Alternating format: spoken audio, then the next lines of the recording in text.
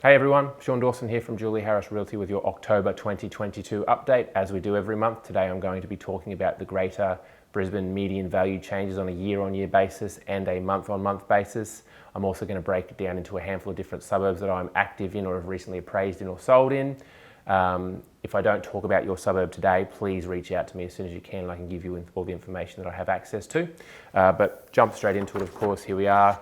Greater Brisbane, which of course includes Brisbane City Council, Logan, Ipswich, Redland Bay and the Moreton region. This does not include the Gold Coast, but for all dwellings in that area, so houses, townhouses, the change in value year on year between September 2021 and September 2022 was up 13.4%. Of course, that number is slowly declining over time with the way that we are seeing the market change now, but that shouldn't really be a surprise at this point. The month-on-month change for that category, so all houses, the difference between August and September 2022, values down 1.7%, generally in keeping with what we saw as a decline last month as well. The houses category, so freehold homes, year-on-year change up 13.5%, and down negative 2%, which is very much in keeping with what we saw last month, the second month of declines in a row, and generally, what we have been experiencing in some of the areas that we operate in.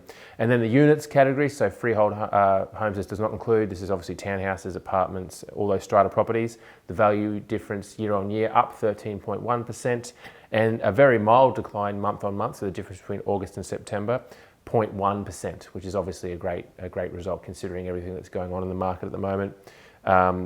For comparison, that stat, so in Sydney, the change month on month for strata properties, an entire % down. So I think pretty good for Brisbane at the moment. Now, I'll break down a couple of suburbs that I'm actually active in at the moment as well, or have appraised in recently, or have recently sold in. So Manly, very prestigious Brisbane Bayside suburb here in the east. The value for houses since an April peak this year, down 5.9%, and then a May peak for units has us down negative 7% in that time. Wakerley, so of course, I recently put under contract 14 Macquarie Street in Wakerley, very gorgeous house. I have spoken about it on here a couple of times previously. Since a May peak in that suburb, values down negative 5.6%. And in the unit category in the same time, negative 4.7%. Now, I will say with that Macquarie Street sale, declines on paper had already commenced when we listed that property, but the interest in that property was phenomenal, as a lot of my buyers can probably attest. Number of offers received on that property, all in the very strong area.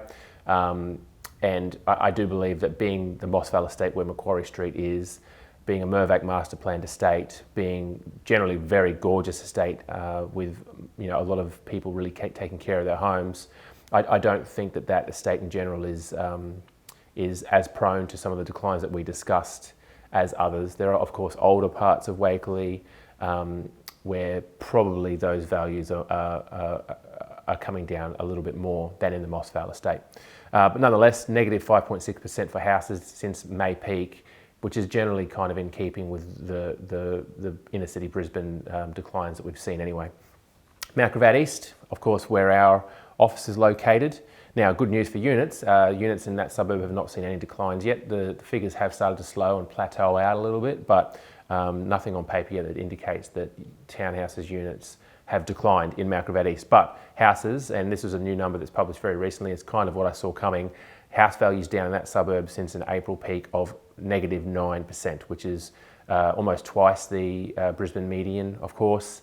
I will say not very surprising considering what we've been witnessing happening in that suburb at the time, up until about April, May this year, where your median value was got up to about nearly 1.1 mil, but 9% down since that time. Capera, now a suburb mostly comprised of freehold homes, but values down for freehold homes since a May peak this year of negative 3.7%, and a unit median value decrease in that time of negative 5.2%. Now, most of Coopera is houses, so even if there is a couple of lower sales for units in any given suburb where there's less of those units, that median value is affected quite dramatically. So 5.2% down is relatively dramatic, but probably shouldn't be taken too seriously when there's not that many unit sales happening in that suburb anyway.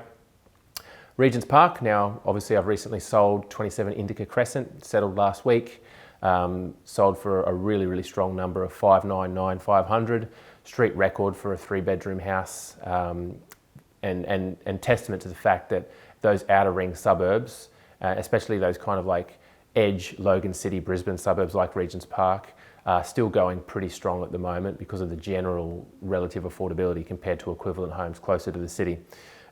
With that said, we have seen a very slight decline in Regents Park since a June peak of -2%, and no units or townhouses in that suburb to speak of, so nothing to report on there. Holland Park West, now this is for house values, general decline of 6.1% since a May peak. Obviously a very high value suburb and perhaps not too much of a surprise. Still a very strong and in demand suburb, but yep, declines in that time of 6.1%. Kingston, now we all know I sell a lot in Kingston. Again, one of those kind of like very outer rim suburbs. It's actually a Logan suburb. Very good transit lines into the city and general access to a lot of shopping and stuff in that area. But where I sell a lot of units, we have not seen any declines in Kingston as of yet. I will say that from experience, the market has slowed in that area since a stronger point in April this year probably, but still chugging along quite well in Kingston. Recently put 2 properties in that suburb under contract after slightly longer campaigns, but contract prices for what we were expecting and what the sellers were very happy to sell for.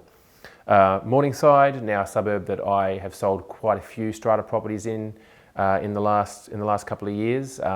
Strata properties down 1.6% since a May peak, and then house values down 7.9% since a May peak. Perhaps not really a surprise when you consider an inner city suburb, and though I haven't got other stats here, I would say that that's very similar for suburbs in that ring. So you're probably talking the same about Seven Hills, Coorparoo, Norman Park. Not that I've got the stats right here, but I do recall that a suburb closer to the city, and a very prestigious suburb like Hawthorn, is actually down more than 11% since a May peak. So I think what we're talking about here with these declines is generally in keeping with a lot of experiences that agents are having in Brisbane at the moment. Good news is though, properties that are still presented very well and priced appropriately are selling for a good price and quickly in this market. There are still buyers out there, there's just less of them, and it's just taking a bit longer at this point. I might keep it at that. I know this one's been a bit of a long video, but if you would like to know more about any particular suburb where you own a property, if you want me to give you a basic suburb report and talk about the declines that suburb has seen, or if you want an actual appraisal for your property, you're more than welcome to contact me. You can reach me on 0407 149757, or of course you can email me at sean@julieharrisrealty.com.au. Thanks.